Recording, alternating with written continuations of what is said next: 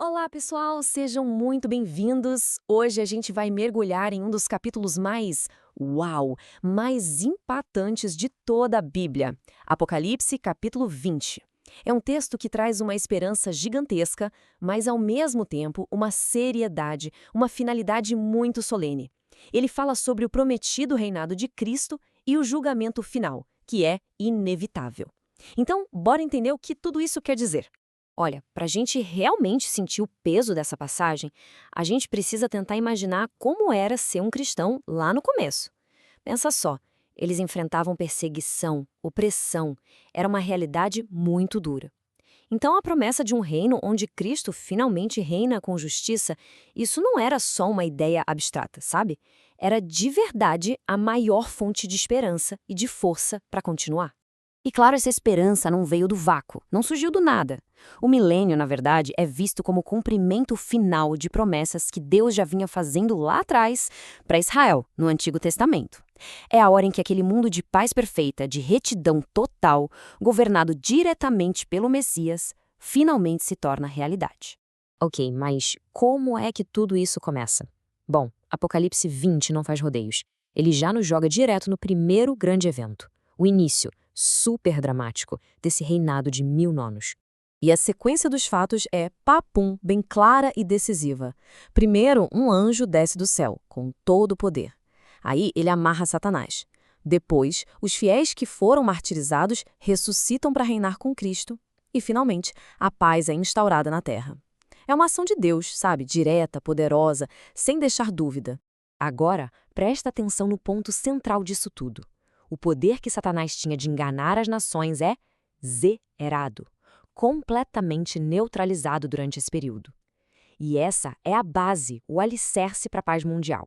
Pensa bem, sem o grande enganador atuando, a justiça finalmente tem espaço para florescer de verdade. E a passagem é bem específica sobre o tempo, viu? Não deixa margem para dúvida.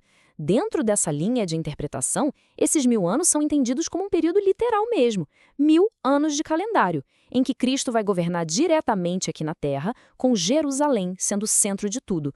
Então não é visto como um símbolo, não. É um tempo real de governo do Messias. Certo. E quem é que vai reinar junto com Cristo nesse período?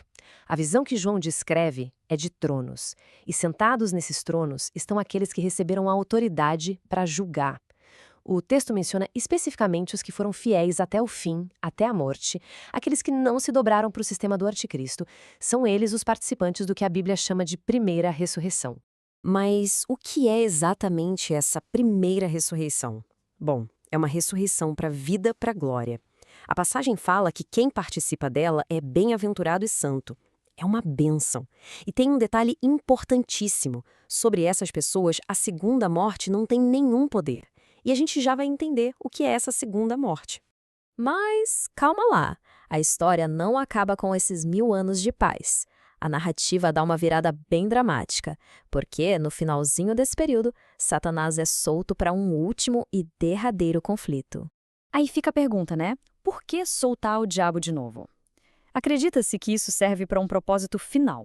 Provar de uma vez por todas que, mesmo depois de 1000 anos de paz perfeita, a natureza humana que não foi redimida ainda vai escolher a rebelião.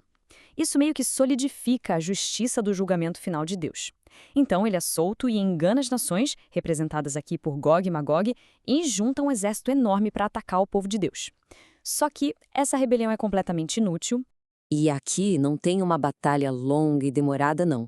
A rebelião é, puf, aniquilada na mesma hora por um fogo que desce do céu. É a demonstração final, incontestável, da soberania de Deus sobre absolutamente tudo e todos.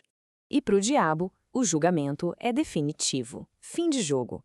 Ele é lançado no lago de fogo e enxofre, que é o lugar de tormento eterno, onde a besta e o falso profeta já estão, inclusive. A influência maligna dele acaba ali, para sempre. Com o fim dessa última rebelião, o cenário muda completamente. A gente é levado para a cena de julgamento mais monumental, mais grandiosa de toda a Bíblia. A atmosfera agora é de uma seriedade, de um temor reverente. A descrição é de uma majestade tão esmagadora que a própria criação, a terra e o céu, fogem da presença do juiz. Não tem para onde correr, não tem onde se esconder. É o momento da verdade absoluta cara a cara com o Criador. E quem está sendo julgado ali? Os mortos. De todas as épocas. A Escritura diz grandes e pequenos.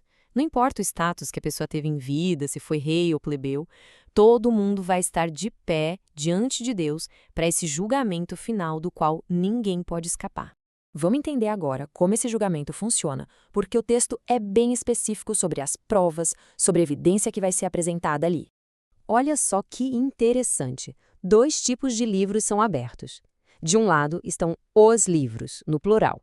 Eles contêm o registro de absolutamente tudo que cada pessoa fez na vida.